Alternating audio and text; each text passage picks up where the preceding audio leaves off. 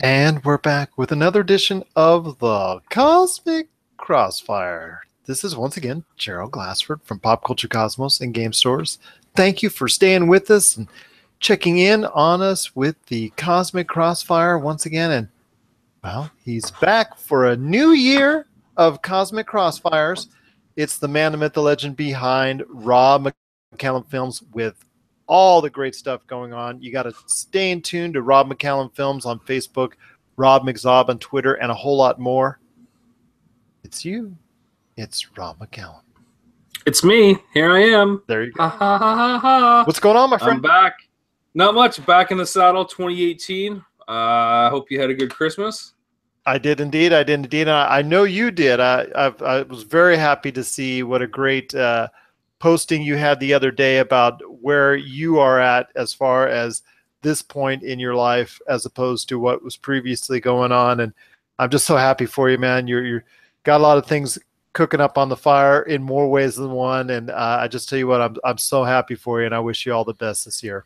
Well, 2018 is time. It's time is the phrase that we're kicking around here in Canada between myself and some other collaborators.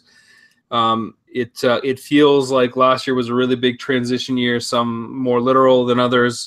Me literally transitioning from the US back to Canada, as well as a few other things. And now it's time, man. It's going to be a great year. As I alluded to in a blog post on robmccallumfilms.com, 3 films coming out, or 2 films in a series, and lots in development. Might be announcing that new project soon that we teased a few weeks ago with Jay Bartlett and myself. That's pretty exciting. And as you alluded to, new crowdfunding endeavors, which is pretty exciting too. And I just had kind of a major breakthrough with it tonight, and that's going to be really fun to kind of dive in that direction going forward as well. And the rumors that you left the United States to go back to Canada because of me are unfounded. Well, almost unfounded. I can neither confirm nor deny at this point in time. There are many amendments, and I plead the fifth. Is that how that works? Pretty much that's the case. No worries. But it's great to have you back in the saddle, my friend. Looking forward to a great 2018 with all the stuff going on in pop culture. So I ask you, Rob, what are you interested in talking about when it comes to pop culture?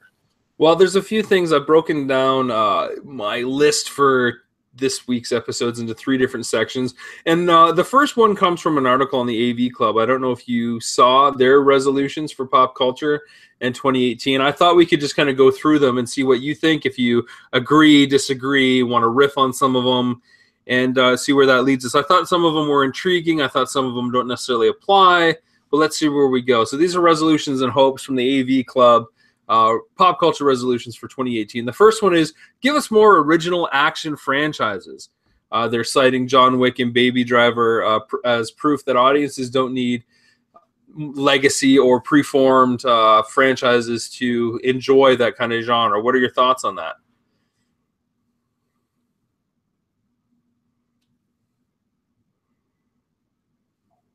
Well, I will say this. If you check out our most recent article on popculturecosmos.wordpress.com, you will actually see Baby Driver and John Wick 2 on my, well, I was going to say my top 10 list. Baby Driver got kicked off at the last second, but still just a great movie as well. So I'm all for it. We do need to see original franchises because a lot of the ones that we're so used to seeing are becoming stale. I mean, in the past couple of years, we've seen downward trends for Transformers, Bourne, Bond, even to some extent, and so many others. So it's time that we actually get some new, fresh ideas to the plate. And I know you've been a big sponsor of that over the past many years. I've actually known you now. So it's time for Hollywood to step up the plate because they could only bleed that towel dry, full of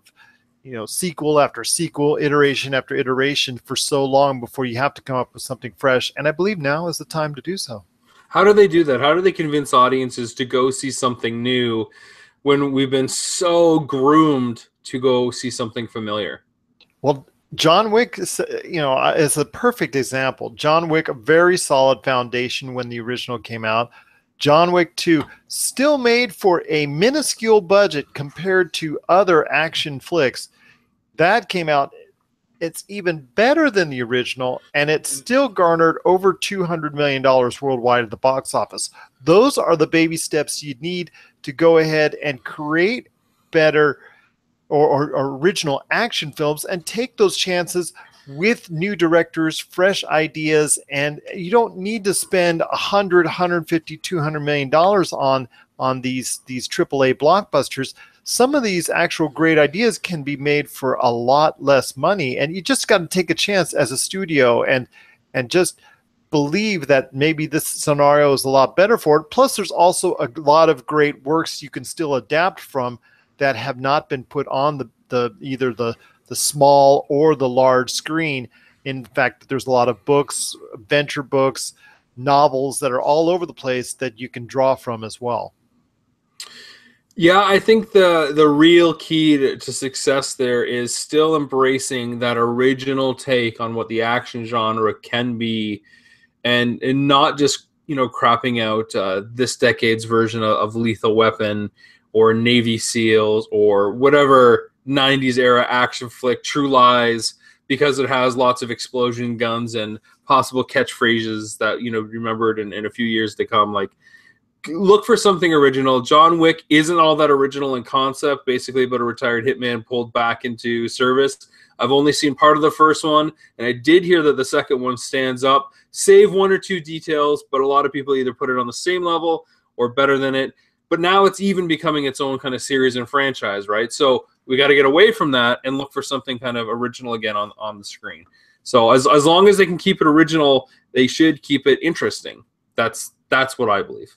That's true. And then, well, there's you can still there's a lot of stuff that's also been in development for a long time. Like, take Nathan Drake over there behind me. His story, Uncharted story, has been thrown all around with everyone from Tom Holland to Seth Rogen all over the place. That's a great adventure story that should be told on the big screen now that it's kind of dormant now in the video game genre. So take that story and go ahead and maybe adapt that to the screen for or something else, Mass Effect or so many other books, video games, novels, and other stuff that you can draw from as well if you can't come up with your own original ideas for the time being. Second on the AV Club's list of resolutions for 2018, they don't want networks or broadcasters or distributors to give up on what they're calling weird TV. They cite Imaginary Mary, Downward Dog, Me, Myself, and I, and Making Histories of Casualties of The Fall. And they said shows like The Good Place, which is their pick for best series of the year, Happy, Ghosted, and Lady Dynamite double up on weirdness and get more and more crazy as it goes on. And it proves that you can enjoy something that isn't by the numbers. Any thoughts on what they're calling weird TV and its place in our current scope of watching stuff? Well, there should always be a place for quote unquote weird TV. I mean, it's just where and when you should be able to apply it. Some of the items, some of the TV shows that you mentioned were actually substandard as far as its critical reception. I believe it's Me, Myself, and I. That one was probably considered most, unapproved by the audiences, both critical and also audience-wise as well. But Happy, you mentioned, got renewed for another season. Also as well, The Good Place seems to be a continuing, very solid hit for NBC each and every time it goes out there. So, and I know it's beloved by a lot of individuals out there. So yes, there should always be a place for weird or different stuff that should be out there now, because like you and I both know, and we've both talked about it, there are literally thousands of different options for weird TV, and weird TV can go to on anything from streaming to cable to satellite to broadcast networks. So it doesn't have to necessarily go on an ABC, CBS, or an NBC or a Fox to make its mark in the viewing public. So it doesn't actually have to go through those traditional means anymore. 30 years ago, that's all you had. That's as a choice, really.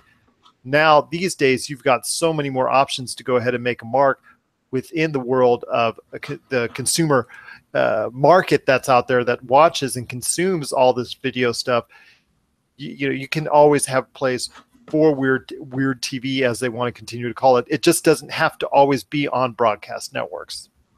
Number 5 on the AV Club's list, skipping ahead and down their list here, is in the world of video games, and their write-up kind of goes back and forth trying to establish what I'm about to say, but the headline is, "Don't let single-player games die, but do let them change." So it's an interesting idea, because they go on to note that there was a ton of stellar releases this year for the solo player, and we've heard for years, and we've gone back and forth, is there room for multiplayer only games? Can we still have single player experiences? Does it have to be both? Does it have to be, what percentage should a game release have of both? Is it 50-50, 70-30? Like Battlefront 2, right? We know that story is pretty small, and it maybe cuts a few too many corners near the end, just as it's getting good to kind of wrap it up. But they're saying, don't let single player games die, but do let them change. And they point to games like Hellblade, which I don't know if you've played, by Ninja Theory. As well. That's one of Josh's favorites right there. It's instantly on my list to try now, thanks to this article. And they also look at series like Uncharted and Dishonored, which got spin-offs and starring women of color at that are bite-sized games, but they're packed with quality. And I look at shows like Mindhunter on Netflix for the same reason, where they have an episode in that typically 45 to 48 minute series. They have one episode that's only 34 minutes. Now, you look at that and you look at the runtime, it's like, oh, maybe I'm getting, kind of ripped off on that one. But no, it tells the story it needs to tell and the time that it needs to tell it. And I think if game publishers realize that it's not about runtime and selling how many hours of play experience, but you're getting quality over quantity, we can really get some nice, excellent single-player games going forward. Well, I think this leads back to what EA did when it canceled Amy Hennig's project with the upcoming Star Wars single-player narrative game, and that they didn't outright say it, but they pretty much alluded to the fact that they did not want to market and put out a single-player dominant game, which is extremely unfortunate, because I'll tell you what, if it comes to the fact that the single player games can only sell 10-15 million copies, but they can't get you those bonuses that microtransactions or multiplayer games can continue to press on and continue to give for several years to come, I still find that's bad, because these, like you said, Dishonored, the Uncharted series recently announced that they've sold over 50 million copies of in their entire series. It's been very good to Naughty Dog. So has The Last of Us. That series has done very good as well, with Last of Us 2 coming out this year. And I don't know, there should be always a place for single player narratives. They can make money. They can get support from the gaming community, and there is no reason why you should actually disconnect them at any point in time and stop utilizing them as far as a consumer market base, because it just, single player narrative games are pretty much, for me, the best way for me to experience video games. And it's the number one way that I enjoy playing games. Multiplayer for me has to be in such a specific way for me to really get hooked and pulled into it, and it's got to be a group experience that's easy to come by, that isn't a hassle to replicate. And that gets harder and harder with a group of friends and the busy lives that we all lead. It's hard enough getting together to do this podcast on a regular basis, let alone, say, a few matches of Overwatch or going on World of Warcraft, or, pick your whatever game you want to talk about. So a single-player experience is always going to be the one that I prefer, because I know I can make the most time for it in my schedule. So I completely agree with what you're saying. It just comes down to this. Is it financially worth it for these big companies to do so? I still think it does. Bethesda sure thinks it does. And if a large company like Bethesda still wants to go ahead and give the finger to EA or anybody else that doesn't want to go ahead and still put out single player narrative games, that's all well good by me. And 2K talking about extra consumer options, aka microtransactions as well. That's just disappointing that they want to continue to go down that road and not tell great stories within that context. And it's just a shame that these other companies are thinking of greed only and not exactly what got them there in the first place. Yeah, I'm completely on the same page. And you know what? One of the things I like about Telltale is that they release things episodically.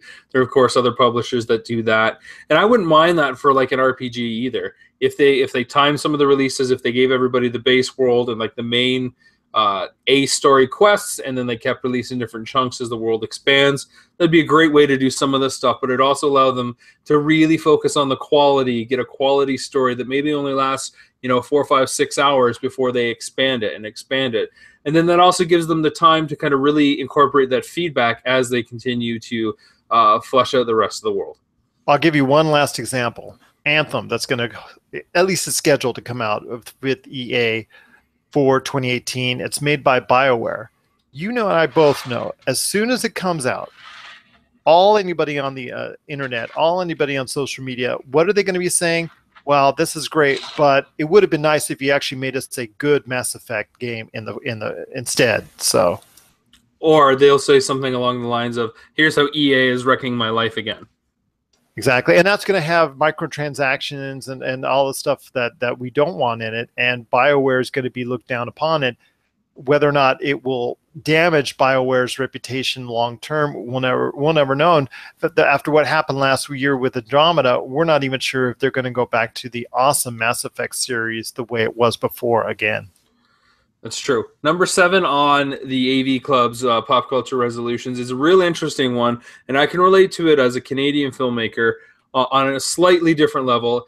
It's that the Academy should adopt the BAFTA's diversity standards. Okay, so the way that I relate as a Canadian, before I get into what these diversity standards are, is when you make a film in Canada and you want to basically apply for tax credits, you can get up to 45, 55% of your labor back. You have to meet a certain qualification that people on your cast and crew are Canadian.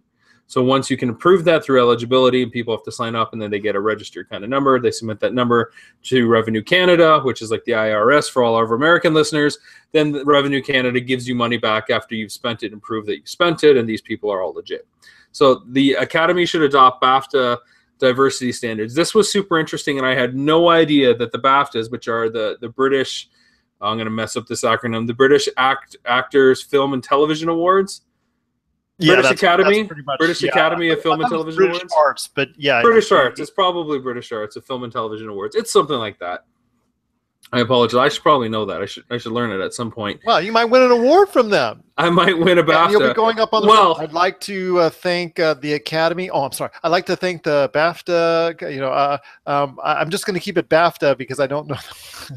Well, the only way that I'm going to get nominated is if I have 2 of these 4 areas as part of my film. Okay, so here are the 4 areas that your film or television project must showcase in order to be considered for a BAFTA. Okay, so the first one is on-screen representation, themes, and narratives of diversity.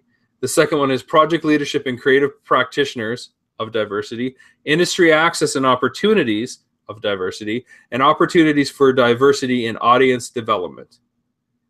So the AV Club cites an example. In other words, does your film have a white male director and white cast? Then to qualify for a BAFTA, you have to offer on-set mentorship opportunities to film students of colors, and you have to make an effort to reach out to diverse communities in your marketing. Interesting. What do you think about that? I think it's a great idea. I think it's something similar to what the NFL does with its rule regarding head coaches, which it's going through right now as a lot of head coaches are being fired, let go, but they are required by the NFL guidelines that they go ahead and make sure during the interview process that they do interview people of certain ethnicities and make sure that they make it an all-around format where they go ahead and look at the best candidates from all different racial, ethnic, and other backgrounds instead of just focusing on one skin color or one individual or what have you, that they try to make it as fair as possible for, and that what basically, even if those candidates don't get accepted for a position on that initial try, they'll get used to the interview process and they'll be landing jobs as head coaches down the road on the next one or the next one after that, because it gives them a fair opportunity and puts them in the limelight with the NFL owners as they continue to interview. So BAFTA going ahead, that type of format and using that type of format obviously creates, whether you want to call it forced or not, I don't mind at all, that it creates an environment where you have to include everyone and includes a total diverse package, as opposed to what was done previously, where it was just a white only club that was very inclusive and not accepting of all the ideas. And that was a problem in and of itself. When you're only including one group of individuals, you're not allowing great ideas from a full body and a full background of individuals to prosper, that makes ultimately your product better. And let's be clear, that's not saying that you can't make your film or television show with the people that you've been making it with the last 20 years. This is if you want to qualify for BAFTAs. It's almost like going to a film festival. You have to meet certain eligibility requirements in order to get in with a certain kind of film, a runtime, the year that it was made. In order to qualify for a BAFTA, you have to showcase some diversity. Like I said, that's incredible, because that's just awesome that they would go ahead and say, hey, if you want to go ahead and be acknowledged as an honoree or an award winner, you have to meet these requirements. I think that is just a wake-up call to the entire industry, and I think that's awesome that they're going ahead and doing it, and that they're saying that's a requirement, because in order to go ahead and get these great ideas out and have them come to fruition, you've got to go ahead on these great projects that get honored and that get nominated, be able to have the diversity, so that only creates great things going forward, because you have people now included that can give you great ideas from a full spectrum of different backgrounds and ethnic diversity. The only thing I'd really like added to this, and I don't know if it's fair to put it under diversity, but also a gender requirement there as well.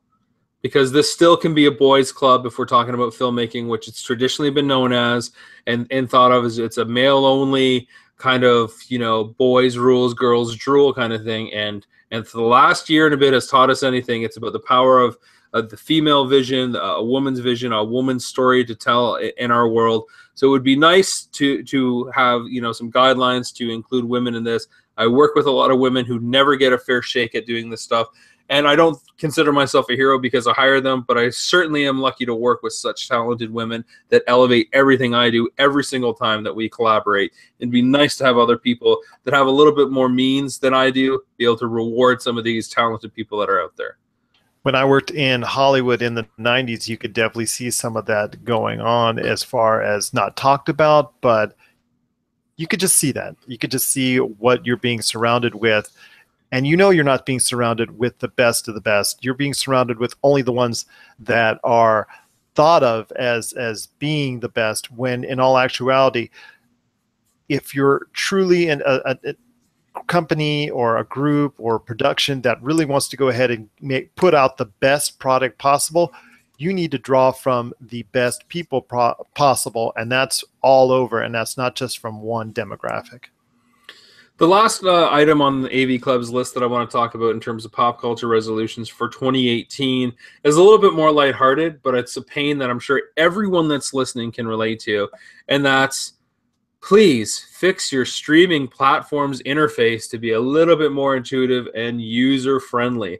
How many times, Gerald, have you looked at Hulu or Netflix or Amazon videos, the way that they've set up how to navigate stuff, and just being, oh my God, like, I don't even know the best word for it, just overwhelmed or confused or angry or frustrated as you try to navigate to the thing that you're trying to find. Netflix kills me because when you have your list of titles that you've kind of procured and picked from as you go through all the things, that disappears, or it's located in a different spot sometimes. Their interface changes depending on the device that you're looking on, whether it's a smart TV, a DVD player, a PlayStation 4, Apple TV. There's variants. It's different on your phone or your iPad or your tablet. And in Hulu changed their layout last spring, and I guess according to AV Club, there was 158 pages and of angry comments asking them to please change it back because it was so horrible and made looking for things that much harder. I couldn't agree with you more on that. With Hulu and Netflix and all these streaming options, it's very difficult to find stuff out there except for the very small, minute things that either the most popular or the things that they want you to see, including their suggestions based off of the things that you like to see. That's thrown up in your face, and it's usually not anything I want to see. So I can't agree with you more, but this also goes back to UI and interface systems on the internet with some of these sites as well, such as IGN, GameSpot, and others that have an interface that doesn't exactly play nicely with browsers as well. So I think that's something that both these streaming sites and also as well these very popular pop culture sites should also take note that they need to go ahead and become more consumer friendly, because it's very hard to navigate, or it's very hard to watch what you want them to watch if you're going ahead and have to weed through so much. And if it becomes more of a pain, then people are just going to shut off your Amazon Prime, their Netflix, their Hulu, or just stop going to your site altogether.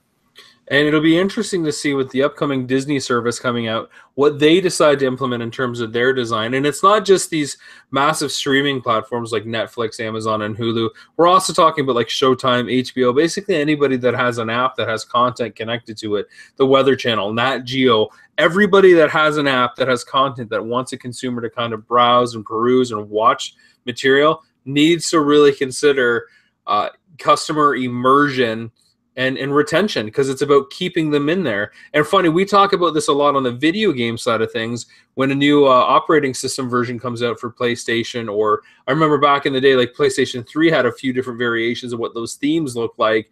And now with PlayStation 4, when it came out, it was almost mirrored opposite. You'd go from left to right in PS3, and now it's right to, or it was right to left in PS3, and now it's left to right in PS4, which makes a lot more sense because it's like reading a book, right? PS3 was always just lambasted for its UI, and I know Xbox 360, everybody loved the blades, and when they got rid of the blades, it was like, no.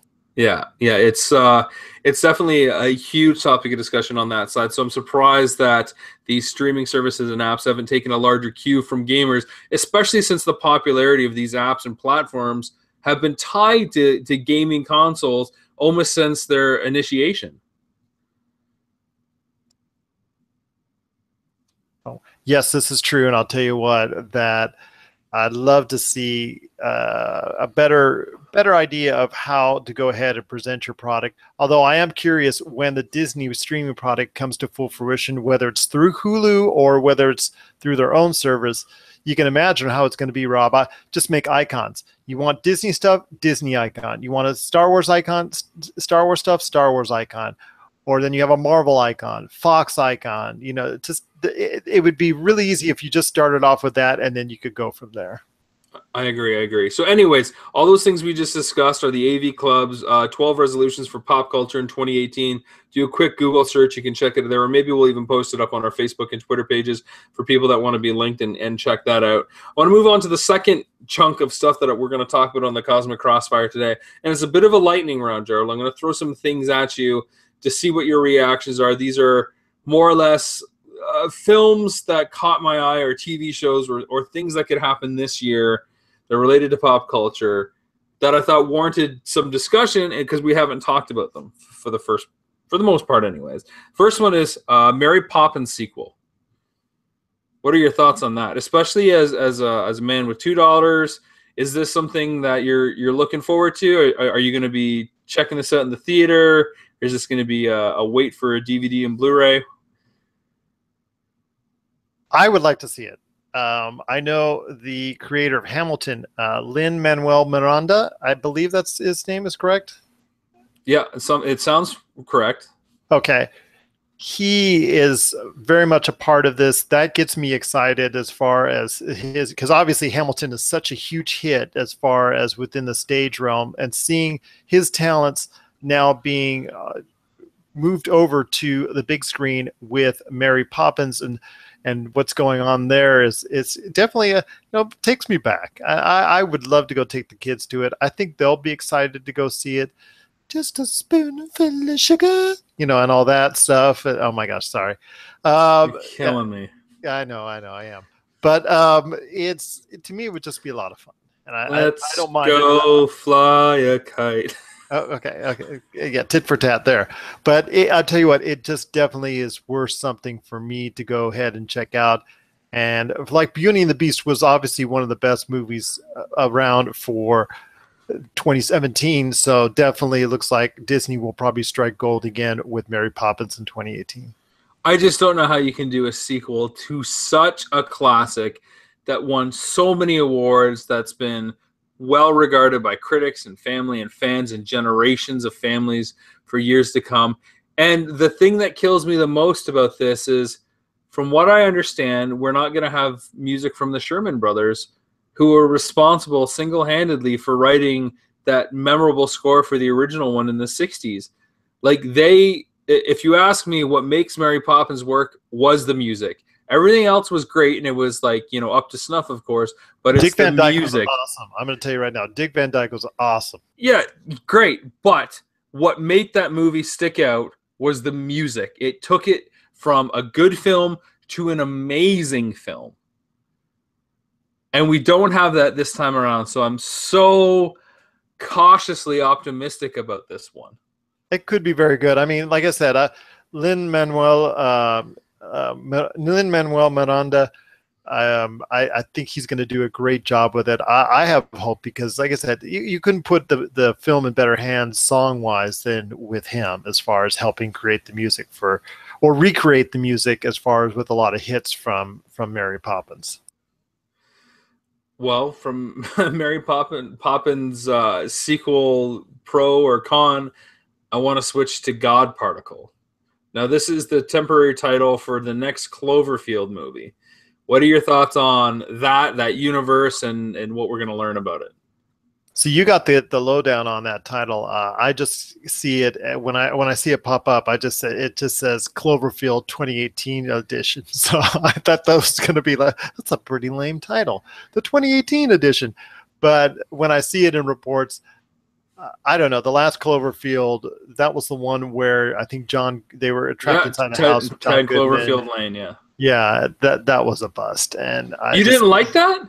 Did not like that. Wow, you and I drastically differ. I don't know that it had to be included in the Cloverfield universe.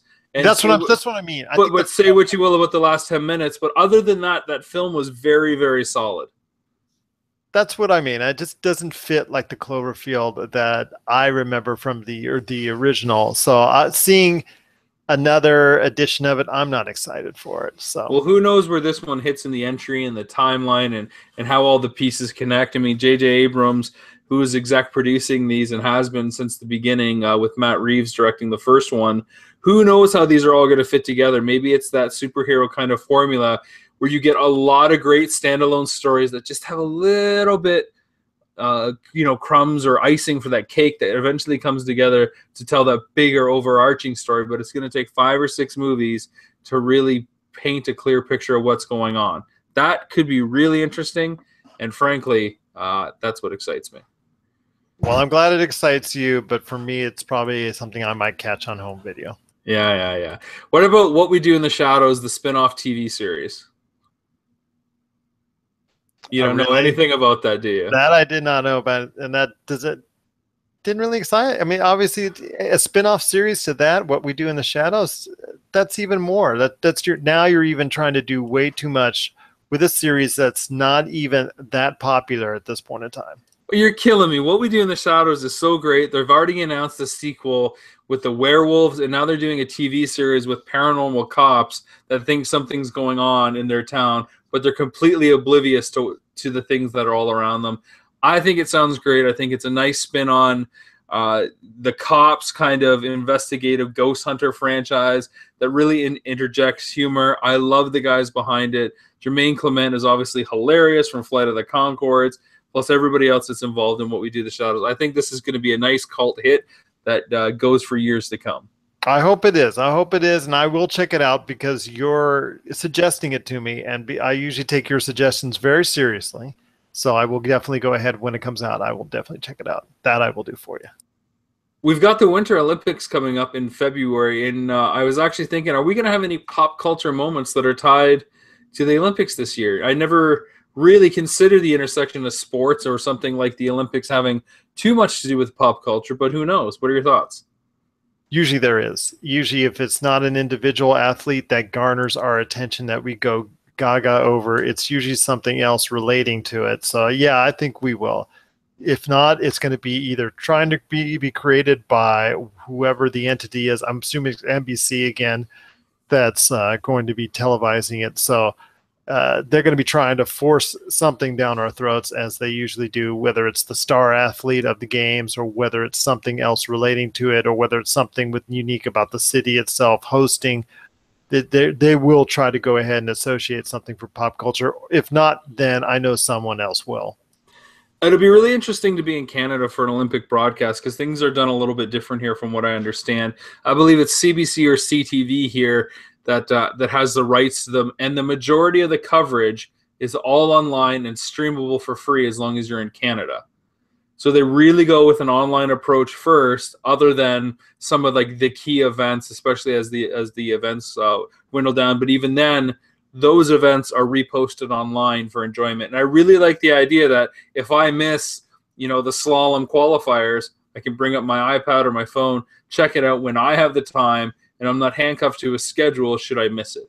Well, I want to say this. Remember, NBC, to get the rights to the Olympics, forkloaded a ton of cash. And I mean a ton of cash. Yeah.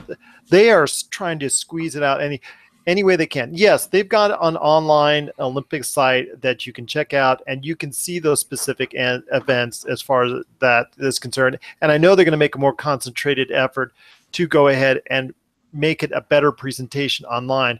But they've also got so many outlets with MSNBC, CNBC, NBC. They've got their NBC Sports channel and so much more that they go ahead will fill out the whole days and days and days of stuff, as far as even the prelims or anything of that nature, that they'll put on at least one or another channel. That they've got to try and bleed it for all it's worth because they paid so much upfront. I know they're regretting it now, but at least at this point, they're going to try and make amends by trying to put out as much content on that, much content as they have on all those family of networks that they have. Well, I think they had to put out the money because we saw what happened when they lost the football rights in the early 2000s, and that came back to bite them because Fox and CBS haven't looked back since being able to acquire the NFC and AFC games. And they need to have some sort of sports identity with their long history of sports broadcasting. And I don't know who would be as equipped to handle the broadcast as the Olympics, but NBC doesn't want to let it go. It's one of those flagship feathers in their hat.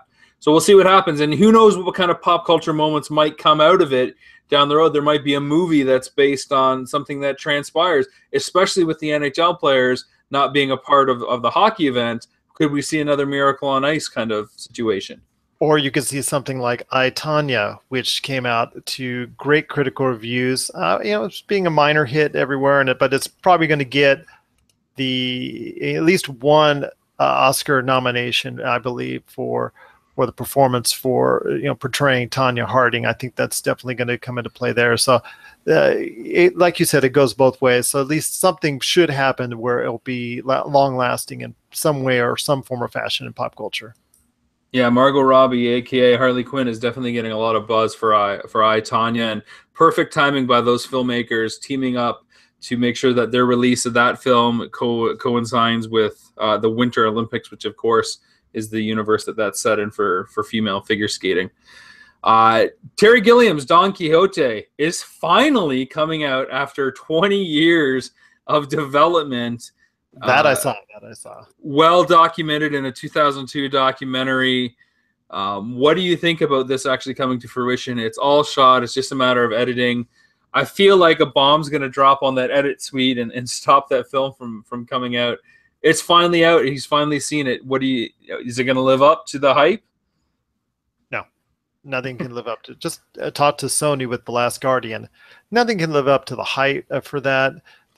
Nothing can live up to the hype for that. But I will say this, that at least it's coming out so that people that have been intrigued in it for a number of years now will finally go ahead and get to see that Terry Gilliam is a great filmmaker, first and foremost. I love so much of his work. If anybody's out there that is a younger member of the audience that is looking to watch a good film from the 1980s, check out Brazil. I truly recommend that as a great film. I know that back in the day it was either a love it or hate it film, but I really think now it has grown in stature as to be a very, very appreciated film. I think that's something to look out for. Then obviously, his work with Monty Python is self-explanatory as well. I mean, the legend and Time Bandits, of course. Well, the legend of this film is up there with the legend that he's making, Don Quixote. I do think he's one of the truly great fantasy filmmakers that's left. I would love to see him take on a superhero property of some sort, just to bring his unique vision of the world to life. He's well known for doing practical effects and in-camera solutions. My favorite film by Gilliam is Fear and Loathing in Las Vegas with Johnny Depp and Benicio del Toro. Fantastic film. Gilliam, love him or hate him, he always makes something interesting. You mentioned Brazil with De Niro, of course. He's a great filmmaker, and I don't think it should be about, will Don Quixote and his version of it live up to the hype. It's, for me, great to see a filmmaker not give up on that. It's cool to see it finally come to fruition, and we should just take it for what it is. It's a classic story. Everybody knows the story, so it's not going to wow us in that way, but how is he going to choose to tell it in his typical Terry Gilliam fashion? That's what's interesting. Speaking of finally coming back, X-Files returns too in 2018. I'm not feeling the love for this return as we had before. I was going to say, so does Roseanne. So does Roseanne. And there seems to be a little bit more buzz about Roseanne than the X-Files. Which is a shame because the X-Files looks to be more interesting, but that's just my point of view. Are you pumped for the X-Files, or where do you sit on that? I just said, like, it's something I'm interested in, intrigued a little bit. I watched, I wasn't a diehard fan of the previous entry installment and whatnot, but I did enjoy here and there, depending on the episode of what they were doing, what they were going after. But am I correct or not? Gillian Anderson is already leaving the show. Is that correct or no? I believe that, yeah, she's done with it again after this entry, but maybe it's over. Maybe this is the last entry for it. It's like a short series and that's it. Then why bring it back? Well, more importantly, why bring it back if it's still the same tone and approach that it was in the 90s? Like, why not, as the trailblazer for procedural paranormal investigation stuff, go further and push the envelope in a way, even if you miss, at least you're reaching further than anybody else. Right now, you're just doing the same thing and you look dated because of you haven't grown. You haven't evolved. You're doing exactly the same thing. And I think for a series like X-Files to be relevant, it has to expand based on what it is. You got the name, you've got the actors for this time. Make it bigger. Make it bigger. Make it more interesting. Take a chance. Exactly. I think they should, but will they? Or like I said, if Gillian Anderson is already leaving the series and it must be a limited run of some type, I don't foresee big things from it, and which is a shame because if it's dead before it already starts, that's not giving it a full chance. I hope they do go beyond what they did in the 90s and evolve to a modern day version as far as something that will expound the interests of the viewers out there, but we'll have to wait and see. I'm hopeful. I'm hopeful, man, but it's kind of a bummer when you already know the one of the leads is already gone, before it really even comes back to fruition. Yeah, it kind of starts making it a bit of a guessing game while you're watching it. Like, is she going to get killed off? How is she going to exit? Is she going to disappear? That's a shame. I hate when you hear little tidbits about, the drama or the news surrounding the production of something, and it pulls you out of the story that's happening because you're waiting for the shoe to drop. It's like, what else is she doing right now that she can't stay with the series and It give it a doesn't full matter. shot? It doesn't matter. She's done her due diligence in that show. She doesn't owe anybody anything to be a part of it. She wants to leave it, then that's fine. Maybe blame it on the showrunners who couldn't write enough compelling material as an actress to keep her around. That's true. That's true. Mean, we saw Duchovny leave the role for how many years before Robert Patrick came in because he was sick of doing the same thing, and he found tons of success and more interesting roles outside of being Fox Mulder. So now he wants it back because he wants to, I don't know. It's just, you're right. If same thing goes for Duchovny as it goes for Anderson. So if Duchovny left the role, shame on him. And if Anderson reads the role, I just, like I said, it's already, if you've already got someone that's left the show before it even actually has debuted on television, it's almost like takes you almost out of the experience. Fair enough. Two things that I want to talk about before we get to the last little segment here.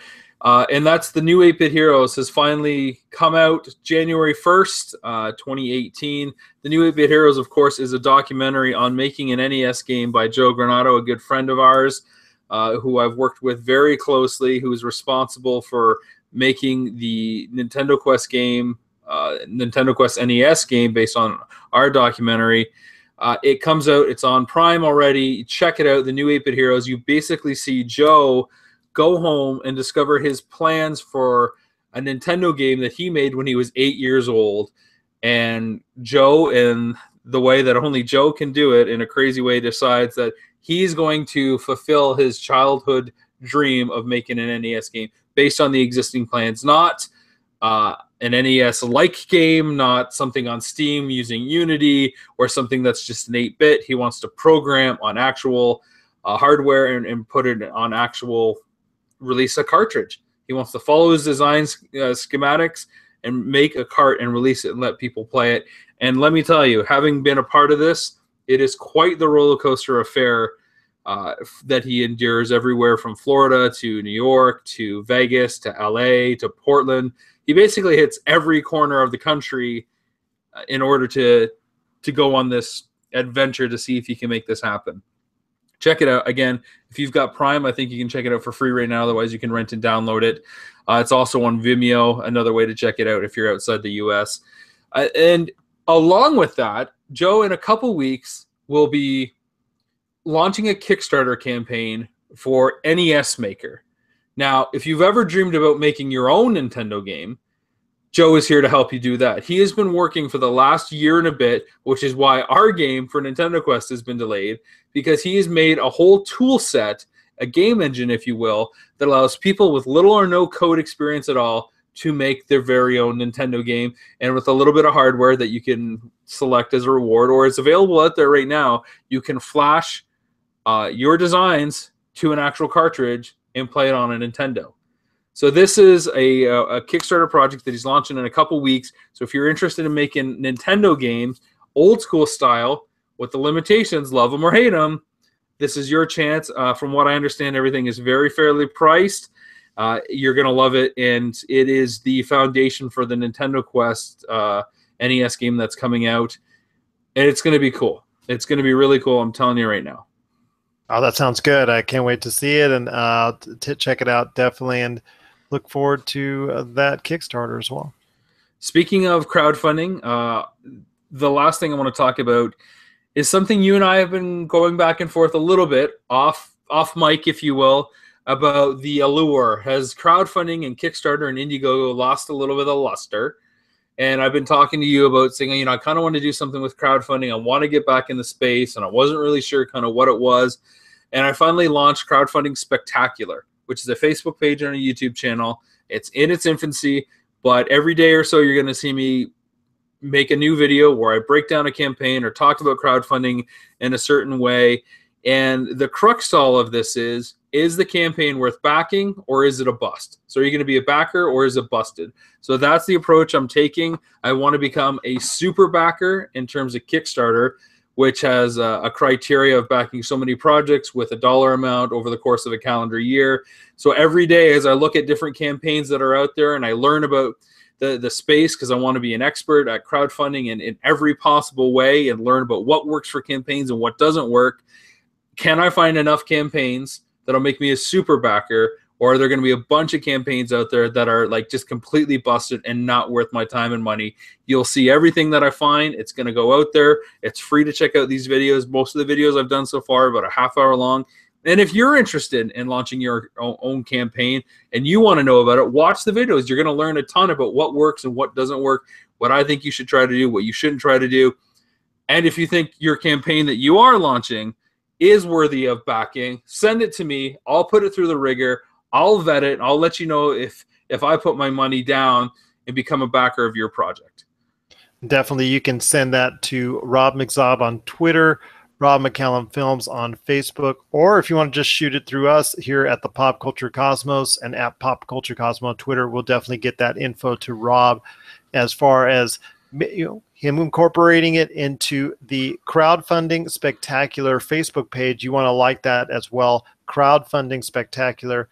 And I definitely have checked out a couple of the videos already, and it's definitely interesting to hear your thoughts on that.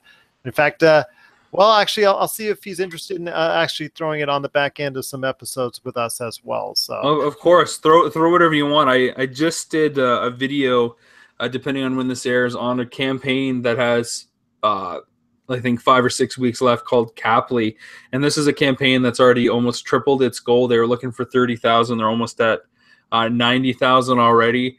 And that would tell you right away that, oh man, this must be a runaway hit. There's like 40 days left on it. Oh, what are they doing right? And as I start kind of going through the campaign, it's like, I kind of like this, but look at all this other stuff that doesn't make sense. And again, every time you watch a video, you got to ask yourself, is Rob going to back it or is it busted? So take a look at it and see what's worth it. And to be honest, one of the reasons I'm doing this is to share some of my insights and kind of discover what works and what doesn't work. But I also want to see what's coming out there on an indie level. Creators like me are all over the place, and a lot of people have supported my endeavors. I want to see what's out there as well so that I can get on the ground floor of some great movies, some great text, some comics, whatever it is. I want to discover it, and I'm hoping that I find more projects that are worth backing than campaigns that are completely busted. And if they're worth backing, you're going to hear about it, and it's going to be out there. It's going to be on Twitter. It's going to be on Facebook. It's going to be on YouTube. Definitely. And as someone who gets inquiries from dozens and dozens of Indiegogo projects, Kickstarter projects, and the like, it's definitely something very interesting for me as well. So definitely appreciate that. Once again, you want to check out his Facebook page, Crowdfunding Spectacular, to find out more info and to check out all the videos. So Rob, love our conversation today, man. I'm telling you, it's been really, really cool. And definitely want to go ahead and chat more in the coming months about all the great things that you're excited for in pop culture in 2018. Yeah, it's been good to be back with a little Christmas hiatus from yours truly. Family time, it's got to come first. But as Aerosmith says, back in the saddle again. Here we are. It'd be fun to get back to Cosmic Crossfire next week. And maybe I'll even highlight some of the stuff we're doing in Crowdfunding Spectacular too. Sounds good, my friend. Indeed, it's always great to have you part of the Cosmic Crossfire and, of course, the Pop Culture Cosmos.